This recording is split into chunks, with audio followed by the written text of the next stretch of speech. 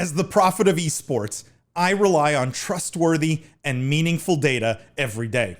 Data from our research partner, YouGov, offers the most complete view of esports fans and gamers in the world, providing context to who they are, what they think, the brands they buy, and things they do.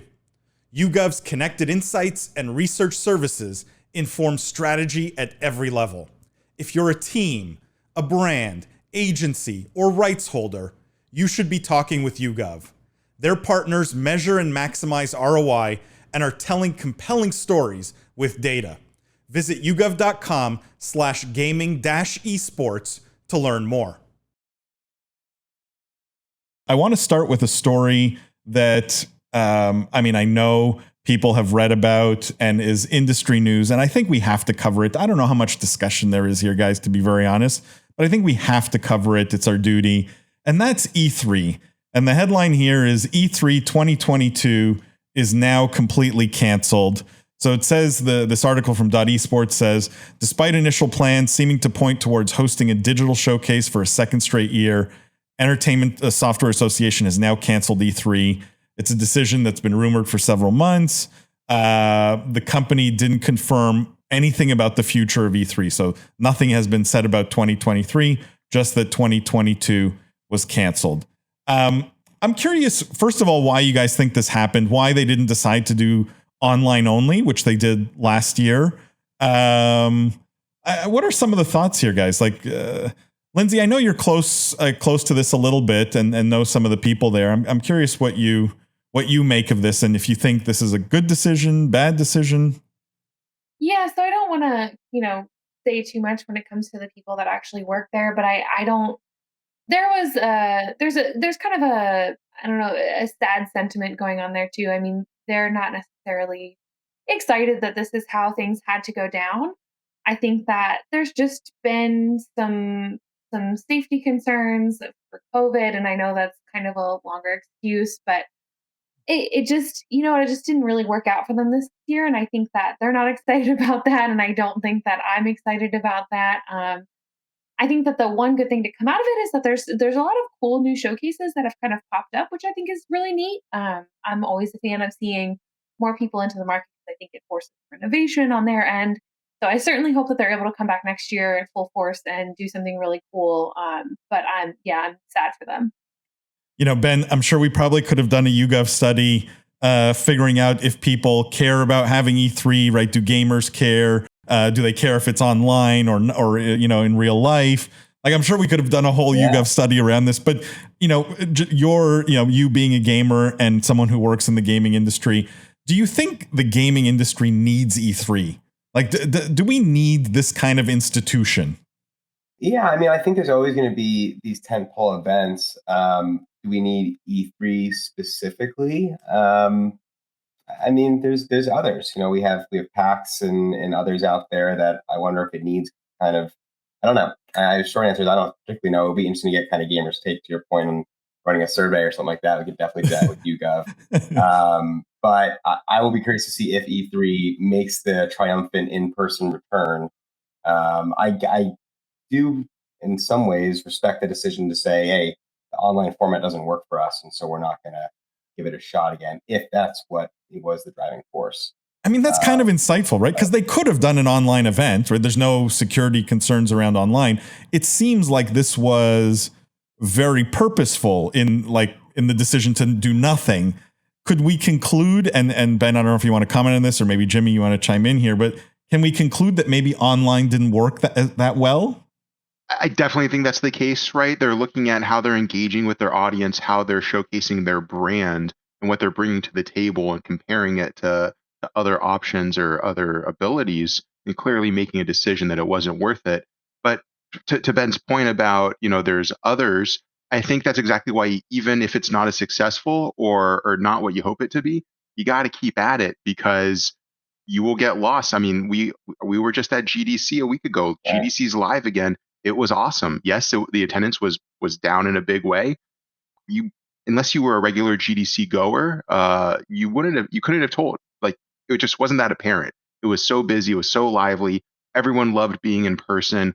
I'm expecting big and similar things out of PAX in Boston at the end of this month. And again, there's so many of these that obviously E3 is not going to lose brand value or recognition, but I just don't know why you wouldn't try to put out a product, try to monetize or engage with your audience. It's not about being perfect at it. I think it's about just putting out content and doing things and keeping yourself relevant. And so you guys make great points. I do think there were some learnings there, but I don't think that pulling out completely was the answer. Well, And Tom, sorry, go ahead, Ben. I agree with Lindsay's point that we have PAX East coming up in a week or 2 weeks. Yeah. The COVID excuse doesn't really flesh out anymore. Yeah, it seems like everyone has sort of moved on from that. Maybe interesting to sort of discuss Tom's question here, which is, I thought they were creating a mixed message. Are they consumer or industry focused? Didn't do that well. Satisfied neither world. I mean, what is everyone's perception on this? And I'm curious because, Lindsay, I don't know. I haven't seen the latest messaging from E3 outside of canceling this year's, but like, should they be consumer focused? Should they be industry focused? And the reality is, in the gaming world, does that distinction really matter? Like PAX manages both, right? We just talked about PAX. Yeah. I think that they're kind of revamping their identity at the moment. They had a lot of troubles not too long ago and got a new CEO who has a completely different mission and completely different values. And then COVID happened and it kind of set them back a little bit. So I certainly hope that they're taking this time to kind of rethink their strategy, come back and to Tom's point, pick a lane or pick both lanes and figure out what that balance looks like for them. But I hope that they can come back with a more coherent, thought out plan than what has been in play for a bit now. Question for you guys and for chat, and then I want to move on. In a perfect world, what does the return of E3 look like in 2023, if there's any return at all? Is it online? Is it offline? Is it consumer? Is it industry? Is it both? Like, in a perfect world, what do you guys think E3 should be? God, PAX. What do you think E3 should be? Ben? I think it has to be in person. I think this summer would have been a great time to have it in person, personally. And if they're going to come back, they have to come back with a roar. And the only way to do that is to get people there. I mean, Ben, you had a New York event. Unfortunately, you did it at the same time this live stream happened, so I couldn't be there. But it'll never happen again. Tuesdays and Thursdays. But I heard it was packed, right? Like tons of people just from New York City. Yeah. I mean, your personal view must be that like there's a desire for in-person events, right? Oh, definitely. And I was yesterday. I was at the inaugural Play Fronts hosted by the IAB, and yeah, I mean they did testing for everyone mandatory on the way in. They made sure everyone knew weeks in advance, and people were compliant, and we had a really good time.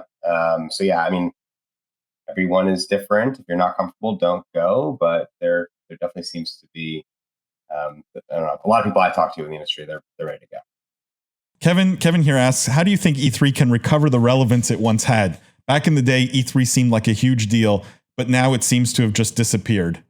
Does anyone have thoughts on what they can actually do other than in person, which I think everyone agrees is probably necessary? How can E3 have sort of the big, because it was kind of the most relevant show in gaming, right? Like that was the one where every new game was announced. That was the one place where everything happened. Those relationships are still there, though, Paul. Like they're not going anywhere just because they haven't been around in a while. They can still easily announce new games. They have the same contacts and relationships with the Microsofts and the Sonys and smaller, of course. I just think it's more of a build it and they will come kind of situation where they again just need to get back out there and it will quickly. People know the brand. This is a so you don't think they need to community. Tweak anything? To answer Kevin's question here, you think they just need to come back? If anything, what I like and what I saw in music first, and you guys know I love music anecdotes because the industries and the communities are often similarly situated.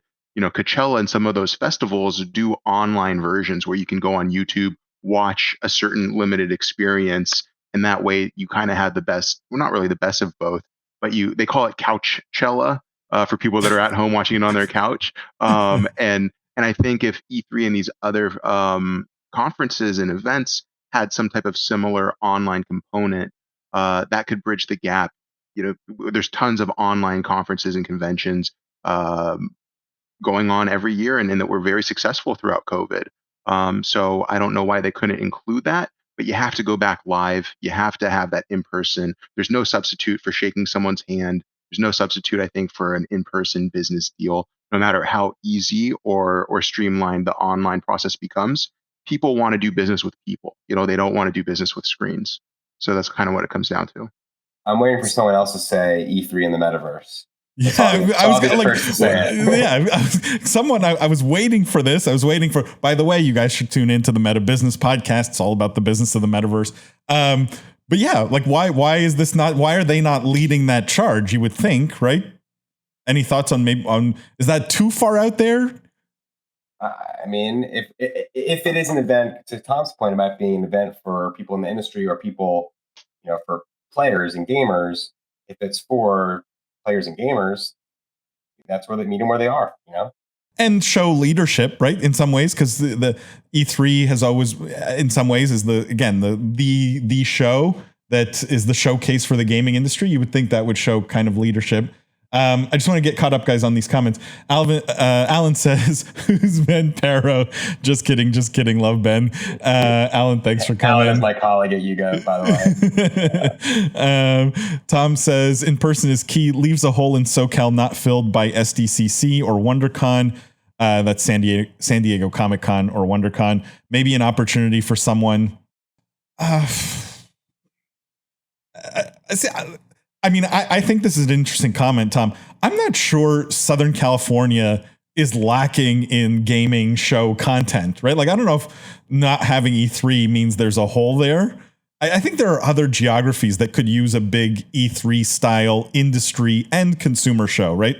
Like a PAX, because I think PAX is so eye-opening for anyone who goes there, whether you're inside the industry, outside the industry. It's one of those shows that really you go, wow, this is big, right? Like, this is something to get excited about. I really feel like maybe for E3 to come back, like we're going to talk about this in a second, but do it in the Middle East somewhere, or do it in India, or, bring it to a geography where there's a huge booming population of gamers that this will be novel and new, and you can bring that brand to them. Just a thought other than the metaverse.